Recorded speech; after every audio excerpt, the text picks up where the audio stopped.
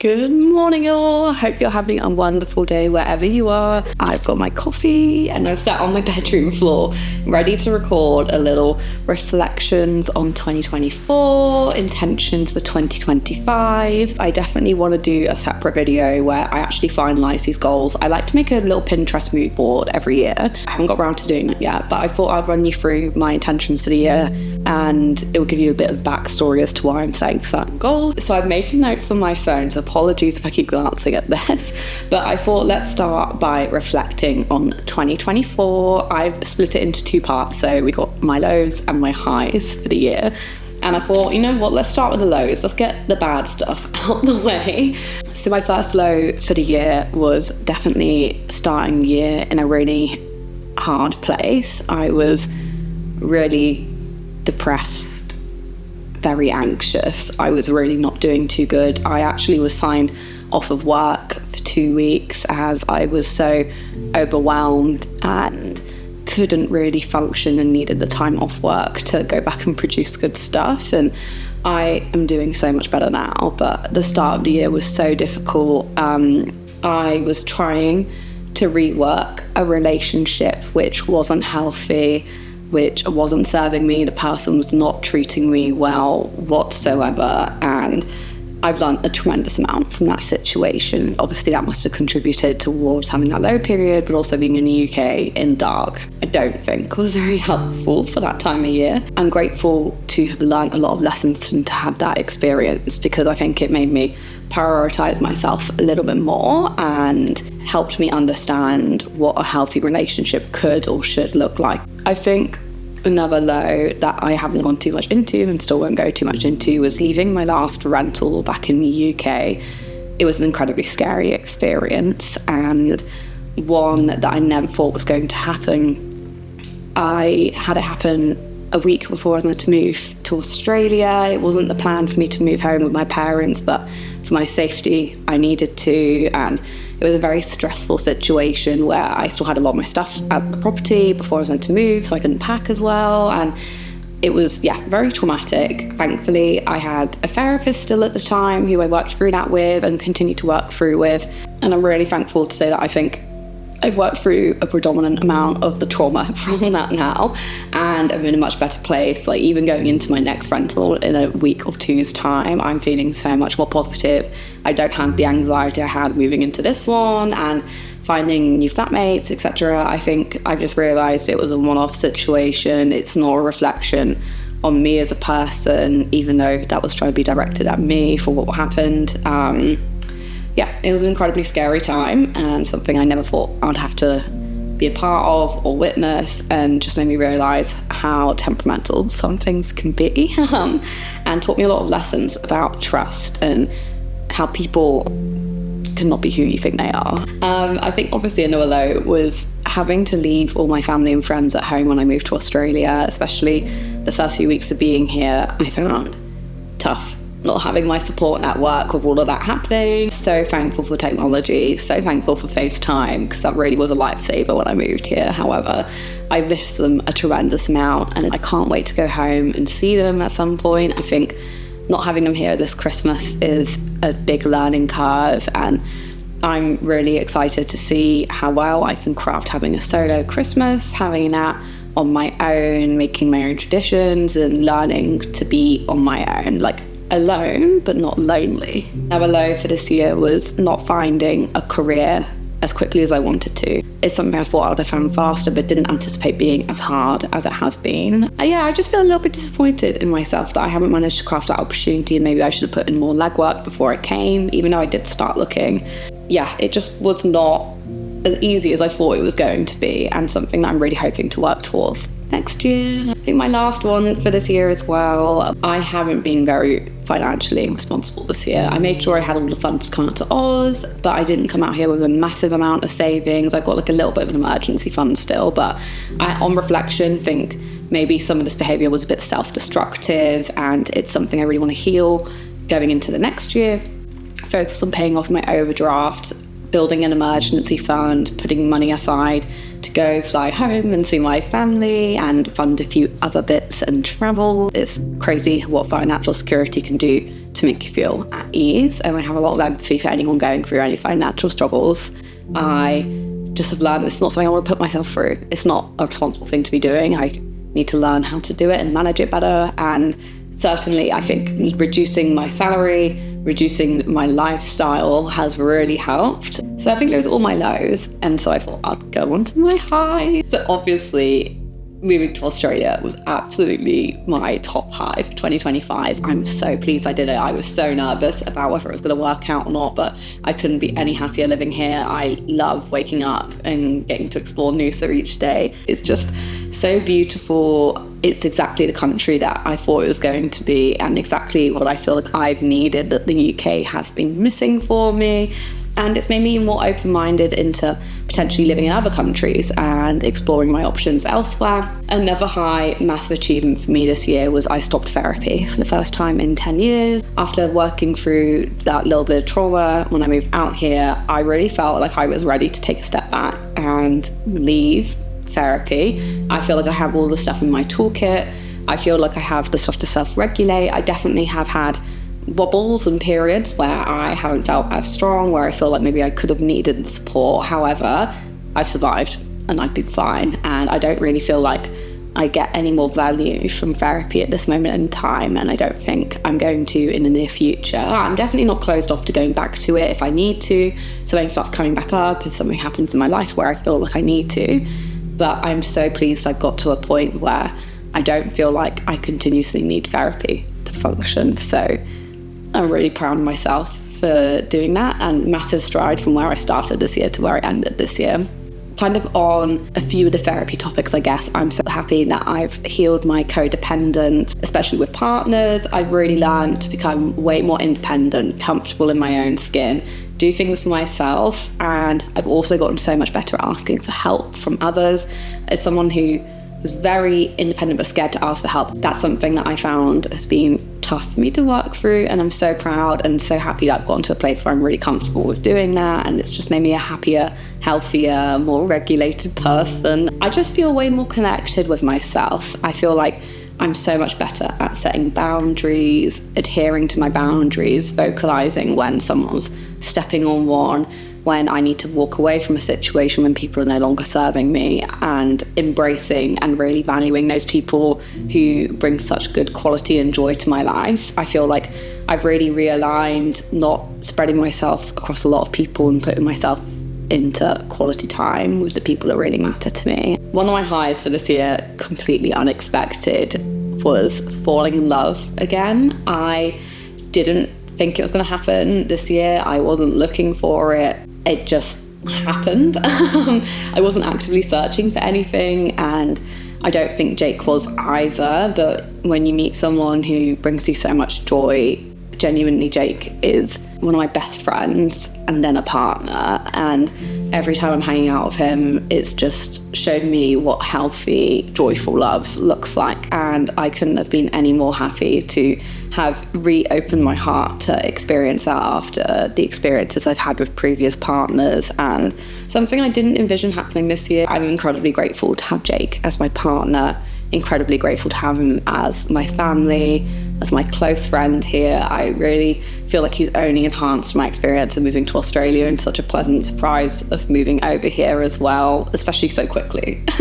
Like, that's crazy. I moved here so quickly and we found each other. It's wild. Definitely a massive win for this year was going to Marrakesh with my friend Jenna. We went in January. It was so beautiful. It's the first time I've ever been to Africa, and such an experience I'm incredibly grateful to have shared with her. I, again, was in quite a low place. I was going through a rough period of heartbreak as well, and she was nothing but supportive. She is one of my closest friends. She's such an angel, and I miss her terribly, and was so grateful to have shared that with her, and I'm really hoping that we can go and do some more traveling together in the future. I'm also proud of how much I've reduced my alcohol and smoking intake this year. I think this definitely aligned with when I started going on my SSRIs, when the doctors advised that I stopped drinking as much, and now I have had more booze since coming to Oz, like casually drinking with Jake, like a glass of wine on the balcony, or we've been to a bush duft or two, and that's been really fun. However, I really have come to realise I don't really like drinking like crazy anymore. This year was the first year I went to a lot of like raves and events completely sober, and I loved it. I don't feel the need for alcohol at those events at all whatsoever. It's just a really nice feeling to have got to a place where I feel a bit more healthy with not abusing alcohol. It's something I definitely want to carry into next year. I'm thinking of only drinking on special occasions or the occasional glass of wine, but I kind of want to cut out entirely binge drinking or heavily drinking for a night out, maybe once or twice next year. It's weird because it feels like a lifetime ago, but I'm so proud of all the work I did in my last job at Dyson. This year we put out some incredible campaigns. I was genuinely really proud of that work that we've produced, the campaigns we put out, the products that we've helped launch. It was really heartwarming to have worked on all of that with them. And finally, I think this is a no-brainer that finally starting YouTube is something I've consumed for like 15 years, maybe 13 years of my life, and something I've always admired people doing. I've never really been in a position where I've been ready to be perceived by the internet and put myself out there, and I'm so glad I bit the bullet, started producing videos, just started putting things out there and just doing it for myself, and that's something I'm so proud of. I genuinely sit and watch my videos back when I want to reminisce on things. I don't know if anyone else who does YouTube does that, but it's just so nice to create again, create for myself, not create for anybody else. And I've really enjoyed picking up a camera and recording my life, and I'm so pleased I've documented my move here, some events that I've been to and things that have happened. It's actually genuinely really changed my life and something I really want to continue doing. There's been times where I found it hard to balance all the editing. I definitely went through a stage this year, especially after I moved here. I've started wanting to produce content for people and not for myself, and I think that kind of leans into my goals for next year. It's just as a good little segue. So next year I really want to stop creating content and start creating art, and by that I mean really nurturing my creativity, having this as a creative outlet. I want to make sure that I'm making videos that I want to make that really personally align with me, but not only that, I want to make people feel things when they watch these videos, or I want people to benefit from it in some kind of way, whether that's escapism or you're learning something new, or genuinely it could just be feeling more connected to another person through a screen. I just want to provide that value to people and be really proud of the content I'm putting out. And that means saying no to more brand deals that are coming through the door. It means pushing myself to do things that are not so conventional. I definitely am dropping all my titles to the algorithm now. I'm just putting videos out there and hoping for the best. And I think this also aligns into another goal. I would love to achieve my silver plaque on YouTube next year. So for anyone who doesn't know what that is, that's 100,000 subscribers. And I know that's really ambitious. In fact, I think I might be punching a little bit too high. However, I really feel like if I could create that content that's authentic for me and I'm really proud of, maybe there'll be a community of people out there that's not already here, or we could further grow it, that people would really enjoy watching those videos and something that might be a little bit different or feel connected to, and that would just be the dream to have hit that milestone next year. You've heard it here first. I might look a bit of an idiot if I don't even reach that, but let's shoot high and see what happens. I think outside of YouTube, social media, my top priority for next year is slowing down, living a more intentional life with a big focus on healing my anxiety and my anxious attachment style. I'm so bad at slowing down, taking rest, and next year my number one priority above anything else is becoming a slower, more peaceful and intentional person, because I know I have it in me here, but I definitely live life as like and I love that part of myself, but I don't want to be a person who's full of like anxious energy, and I love my positive energy, but I really want to start becoming a bit more calm, a bit more peaceful, a bit more of a safe haven and grounded person to be around, and some calm. And I think that is a big reflection on some of the work I need to do in my lifestyle choices. I want to make sure that I'm setting routines, habits, having some check-ins. I'm looking at maybe finding like some kind of partner or mentor. I think it's only going to make me a better person and a more, I don't know, mature lady as I'm getting towards 25. Like, that's crazy. I'm not really a teenager anymore, and I just want to lean into that part of myself and my femininity a bit more and slow down, come out of my masculine a little bit and more into my feminine. And I think one of these goals that I want to set that kind of runs alongside this is to ground myself daily. So getting my toes in the sand, getting to touch some grass, just being out in nature, going for a swim. I have all of it here on my doorstep here, and I don't feel like I've been taking full advantage of it the past few weeks. It always makes me feel slower. I think it's only going to help that goal more. Life just isn't all about work and producing videos. It's about feeling, having all these experiences I've moved here for. Alongside this, one of the things I want to do is break up with my phone in the bedroom. I've had a terrible habit of sleeping my phone in the room recently, checking my phone in the night, and then I've not been sleeping well. I definitely am going to invest in an alarm clock, leave my phone to charge in the other room. It's something that Jake even said to me the other night. I woke up and I was super anxious in bed, and I was just wanting to write to-do lists, and he was like, the worst thing you could be doing right now is being on your phone, and you couldn't be any more right. I also want to practice yoga twice a week. So good for my mind, so good for me to be grounded. It's something I've not prioritized the past few months, and something I want to definitely get back into, because I would also love to do a yoga retreat at some point this year, and I think that could align with some plans to maybe travel to Bali, Fiji, Indonesia maybe. Something I definitely want to do next year is travel outside of Australia, explore this side of the world a little bit more. I think it's going to be more towards the end of next year, but something I'm really excited for and can't wait to experience. With the financials in mind, another goal is to pay off my overdrafts, create a larger emergency fund, and start saving this money to put aside for all these plans I have and want to achieve. And I think with this discipline and focusing, grounding myself, slowing down more and saying no to more things, yes to things that are more intentional, I'm really going to be able to achieve that. And yeah, I think this one's one I want to really lightly touch on. I'm not going to explain any more about it because I want to make a separate video. I want to complete the Noosa triathlon next year. So that means training at least 3 times a week. It's something I don't think anyone saw coming. I want to travel to home to go see my family, which will be really nice. I'd love to take Jake with me too. On that note, I also do want to travel more of Australia. Like, we're talking Bondi, Whitsundays, Perth, Sydney, Melbourne. So many places I want to see and experience. I think that's like my brief intentions of what I want to have for next year. However, I'm going to finalise these a bit more. I'm going to do like a little reset vlog. I'm going to put these down into more actionable goals. Like, I've got to achieve those goals by doing XX each week or month or whatever. So if you want to stay tuned for a little like planning and setting intentions and actual actionable goals in the next year, I think that'll be in like 2 videos time. So before the end of the year, if you want to also do that with me whilst I am setting my own, that would be really great. I'd love to have you along for that. I did ask on my Instagram and my YouTube community page whether you guys had any questions regarding my 2024, what I'm doing in 2025. So I've written some of them down. I got so many through, so thank you so much. I'm so sorry if I didn't get time to answer one of yours. So my top question I kept getting through was, will I stay in Australia indefinitely? I think this is one that might be a bit too soon to answer.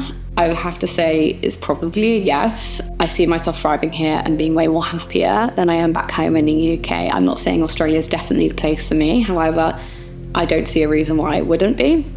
I want to give it a little bit more time. I've obviously got to get sponsored and get a different visa to stay here indefinitely. So we'll see what happens. I still got 2.5 years to figure that out. Someone asked if I have a new favourite hobby or routine since moving to Noosa. I would say just going down to the beach, getting my coffee and going for swims and just like lying on the beach. Something I never got to do at home.